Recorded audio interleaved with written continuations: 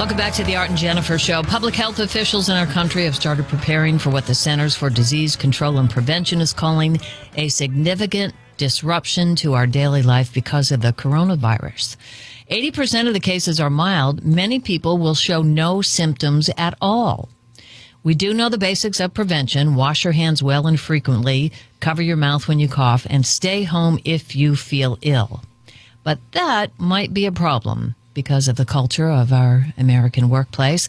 Mark Fenner is joining Art and me online. He is a business strategist, and we want to talk about this problem with telling sick workers to stay home. Mark, thank you for joining us. Hey, my pleasure. Good morning. So what is the problem with telling people to work from home? Well, I think it depends. First of all, I don't think there's any problem telling people to work from home. And, that works in some cultures, and in some cultures it doesn't. So every company is a little unique in how they need to deal with this. But, I think that, my advice to my clients is to keep this thing in perspective. The risks are still way low that your employees are going to contract this disease, or that it's going to be, worst case fatal. As you said, 80% of them are mild. Businesses today still need to serve their clients and take care of their customers. And so they've got to, they're playing a little bit of a balancing act right now. Well, Mark, in some cases, employees may feel like they're backed into a corner.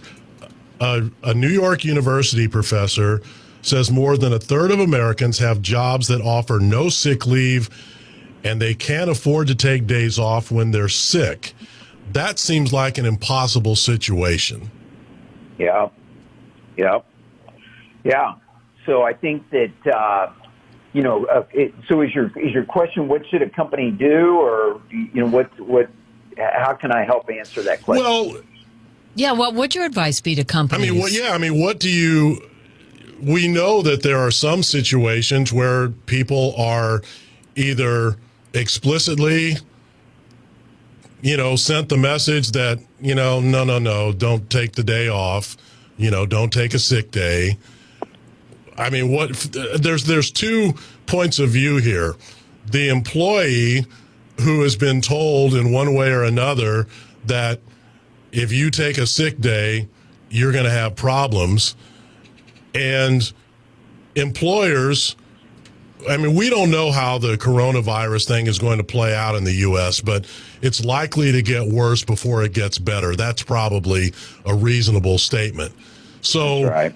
What are you telling people who are in charge, the decision makers, about their culture, whether they encourage people to take sick days, or maybe in some cases they discourage people from taking sick days? Well, for most of my clients, which most of my clients are white collar, so people are coming together in offices. We've gone to these open formats and people are interacting together, which is great until somebody's sick. So I'm encouraging my clients to adopt the grade school model, which is if you have a fever, stay home. And if the fever has not been gone for 24 hours, wait until 24 hours has passed since you had the fever before you return to work. And I just think that's a great standard. It's simple. I think everybody can understand it. But anybody that has a sniffle or a cough, or I'm in Dallas and we've got allergy season kicking up down here.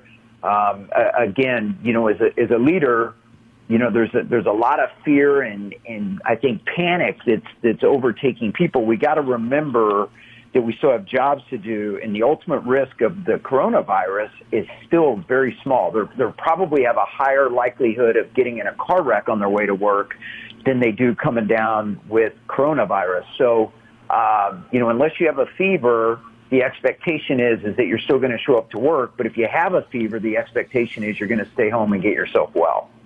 And what is sick shaming? Well, sick shaming is where people they shame people in the office that they think are sick and should be home. And this is As workspaces have gotten tighter and tighter, this is a challenge because people get on people's nerves, whether it's the foods they're eating or their habits of chomping gum, or they hear somebody over there that's blowing their nose all the time. If they're sitting, arm's length from you, I mean, that can creep some people out. So I think as a leader, you've got to be sensitive to that. And if you've got a workspace that's like that, you might take somebody that's dealing with allergies. I got a daughter right now that's dealing with allergies. She's not sick, doesn't have a fever, but our allergies are high right now. And so maybe move those people to a separate area, do your best to move people around. But I don't think businesses are going to be successful if they say, if you have a sniffle, stay home. There needs to be a standard of sickness. And again, I think the temperature is a great standard to implement. So do you think, though, that we are in a situation where companies need to do more related to the issue of sick shaming? Yeah, I think you need to be I think they need to be on top of it, and they need to be more concerned with, as a leader of an organization, you set the culture for your organization. And, you kind of, I have this saying, we get what we tolerate, right? And so if you allow that sick shaming or other kinds of shaming to exist, you're probably going to get more of that. And so we've got to work together through the different cycles we go through, flu season, cold season, summers, just the different habits people have. As we bring people together in tighter circumstances, we've got to proactively manage that as a leader. Mark Fenner, Scaling Up coach and business strategist. Thanks so much for joining Art and me here in St. Louis. Okay, thanks, guys. Take care. You too.